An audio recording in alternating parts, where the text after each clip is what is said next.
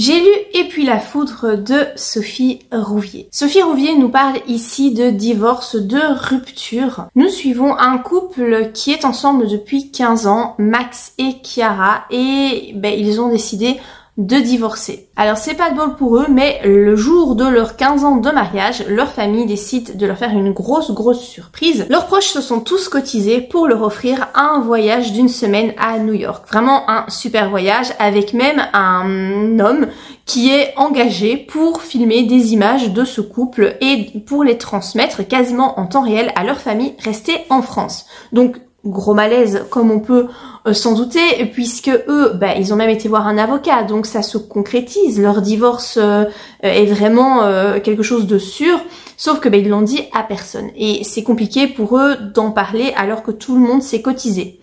Ils décident donc de faire quand même ce voyage et de faire semblant durant une semaine. Les chapitres alternent entre des passages dans le passé qui concernent Chiara et Max, donc comment ils se sont rencontrés, la naissance des enfants, etc. Vraiment des temps forts de leur relation.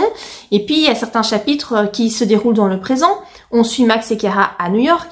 Là, ils font un petit peu le bilan de leur vie, ils voient un petit peu comment ça va se passer par la suite. C'est un peu aussi un règlement de compte.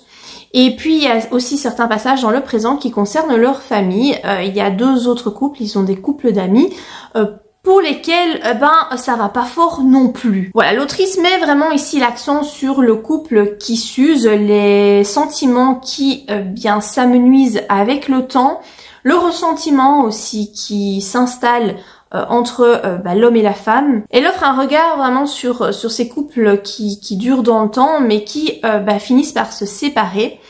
Et moi personnellement j'ai trouvé ça assez plat. C'est pas que j'ai passé un mauvais moment, la lecture était pas mal, mais j'ai pas trouvé qu'il y avait quelque chose de très intriguant, d'excitant derrière le texte. Disons qu'on suit ces couples, mais j'ai pas trouvé qu'il y avait vraiment de leçons à en tirer. C'était vide, j'ai trouvé ça beaucoup trop vide. Peut-être que ce roman pourra aider ceux qui sont en train de divorcer ou qui pensent à divorcer. Peut-être que ça pourra leur donner des pistes sur comment vivre les choses, comment avec les proches, comment aborder la chose.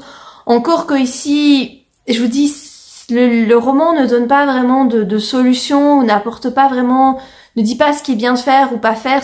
On suit vraiment en fait un couple qui se sépare.